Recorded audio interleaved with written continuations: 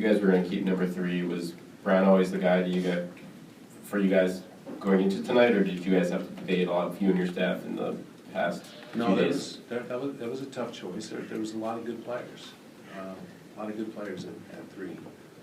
So that was never really done completely. I mean, there's a lot of differing views internally, and we went back and forth many times.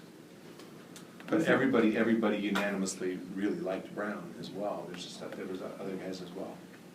Listening to the radio and reading online, it seems like a lot of people dub Brown as a non-shooter. Do you think too much is made about kind of his 29 3-point percentage and that he's a little bit better than the numbers show?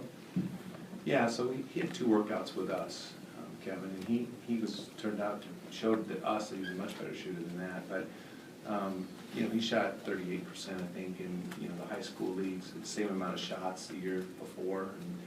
And I mean, there's a lot of good shooters that have bad shooting years and bad freshman years particularly. So we're not too concerned about that, and we feel like he is has a chance to be a good shooter.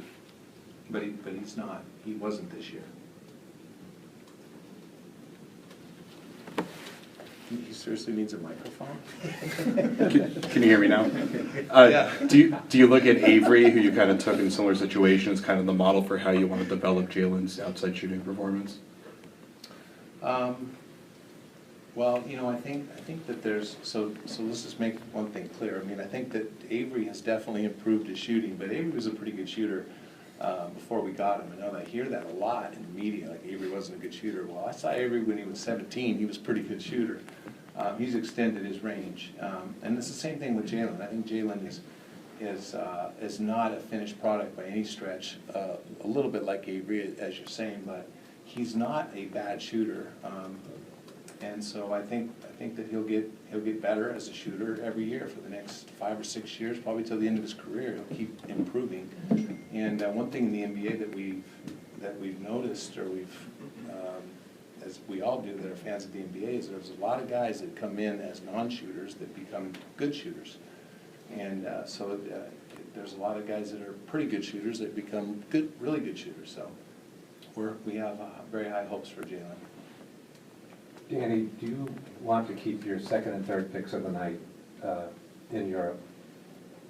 You know, just out of respect for those players and their representatives, we have not had too much discussion. We've had a little bit of discussion along that line, but I'll answer that question later. But that is a possibility, but I'll discuss it with them. And just how would you before I rate, make any decisions. Sorry, just how would you rate the whole night? You had 8 picks, and just how do you think it went? I'm really excited about a lot of the guys that we got tonight, and I'm glad that we don't have 8 new draft picks. I'm glad there will be, you know, maybe there will be some playing in other leagues, and we can focus on a couple, 2 or 3 maybe, and on our roster this year. Gary. Danny, I mean, it's been 3 years since the Brooklyn trade, and I mean, there's kind of been this anticipation for getting a guy in here. Is tonight, in a sense, I know you're excited about some of the guys you got, but is tonight a sense of disappointment that you weren't able to swing this pick, number 3, into getting a guy who can come in and be a cornerstone? Well, we'll see. You know, time will tell. I mean, he's not a cornerstone today. I would never put any pressure on a kid that's young, but listen, that's how cornerstone players are made. There's so many guys that, as we look all around the league, Gary, with that, nobody on draft night knew what they were, and so we'll see.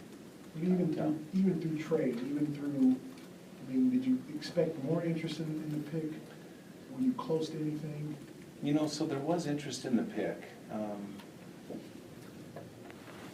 Close to anything, you know, like I say, every time we're at some deadline, like tonight, you know, we have free agency coming up, so time will tell, but I never know how close we are, you know, because ultimately, you know, you need another team that's going to agree to do a deal for it with you.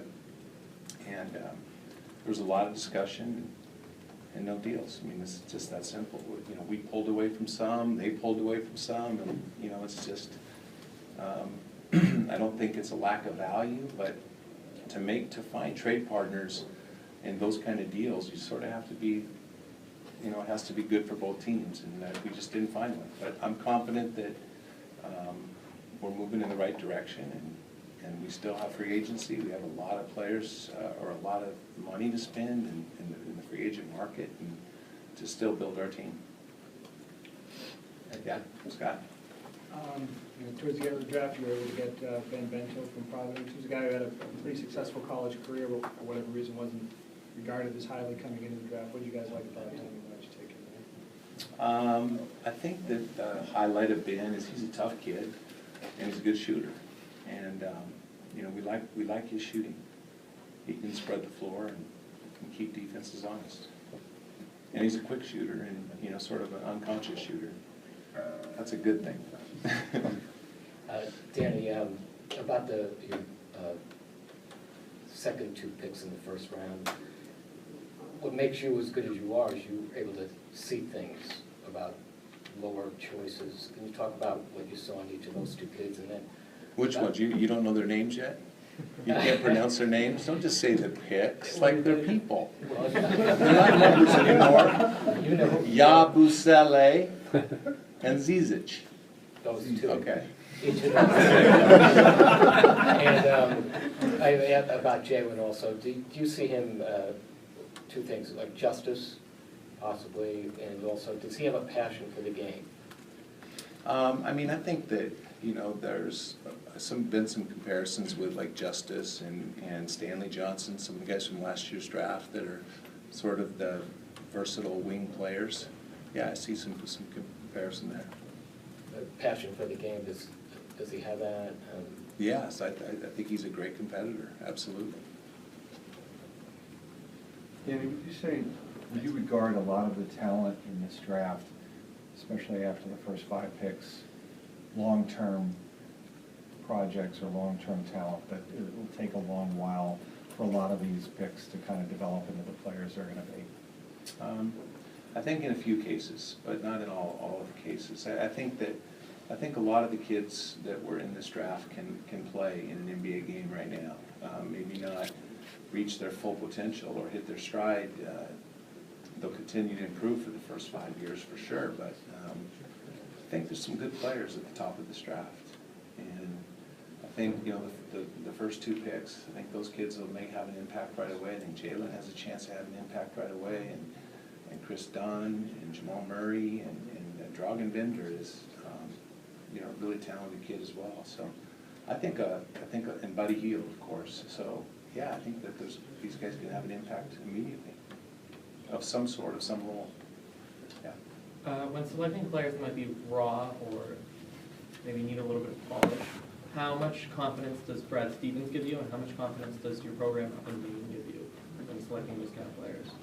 Yeah, no, I mean, Portland is becoming more and more each year like a minor league for us, and I think that's very important in the development of players, especially as young as they continue to come out in the draft. So Portland, in some cases, is very important. And what about Stevens? Do you think he's unique in kind of molding young players, or do you have to consider other things when selecting?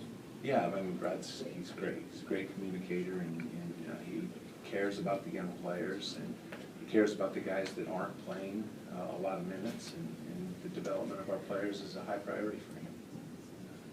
Yeah. Aside from what you've seen from Brown on the court, is there something about him that stood out to you, just meeting with him off the court, speaking with him? Yeah, he's a unique kid. I'm not sure that that's why we drafted him, but he is interesting. He's different than a lot of the players that we meet, and he's a very polished, articulate kid, very well-educated kid. He's a kid that I think that some people have like questioned if he likes basketball. To me, he seems like he's very well-balanced young man, and very mature for his years. And so, you know, he's going to have to grow fast. From freshman year to college to the NBA is a big jump. And I'm confident that he can do that, both physically and emotionally. A couple more questions, folks, please. Brian? Danny, how much does tonight's proceedings kind of impact your plans for free agency going forward? If if at all? Yeah, it has an impact. I mean, just the, we filled one or two needs tonight. We have some young prospects in the pipeline, so to speak, and we have, got a future first-round pick that is, future assets to try to find to help fill holes that we may need this summer. And we have a lot of flexibility in free agency. Yeah. Danny, with 8 picks in a draft, I mean, I've never had that many picks before, but just in terms of the timing, in terms of executing, having conversations, all the things that kind of go into draft night. Yeah. Just a lot bigger of a challenge for you and your team this year versus just any other years, and kind of what is the impact of that, I guess, in terms of having the conversations while you've got all these picks on the board moving around? Yeah, so let's not do that anymore. Let's keep to like 3 or at the most, 8's a lot. And not only that, I mean, like the process of going through 8 picks where we had to add 120, 130 people come in for draft workouts, and then we, saw another 50 or 60 around the country. So, yeah, it's very time consuming. It was a very busy time, much different than any other year. And it was, there was a lot going on. It was very, very busy and probably a little chaotic at times. There was a period, about 5 or 10 minutes, that was a little chaotic there. And but I think that overall, I mean, our staff did great.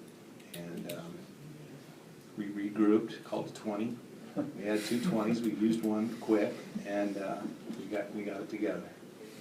Final question, Gary? Did you consider using 31 and 35 for a player who had fallen that you might have liked? Projected first rounder who might have slipped. Did you consider that? Or were you going to trade those picks regardless? No, when we got to 31 and 35, there was a lot of discussion. There was a lot of good players still left. But a future first-round pick is, as we're still continuing to build a team, those are valuable. And, sometimes you need that to fill a hole here and there. And once you draft a player, sort of like buying a car, the value goes down after the draft, typically. And so, but there was a few players that we liked, and we ended up getting one of those players with the 45th pick in Demetrius, and feel very fortunate to get him. We very excited about that. I know the D-League team, or the Summer League team is going to be like 20 guys, but will you sign any undrafted free agents? I don't know yet. Guys are working on that right now. There's a couple names that they're checking out, but we're pretty full, pretty loaded.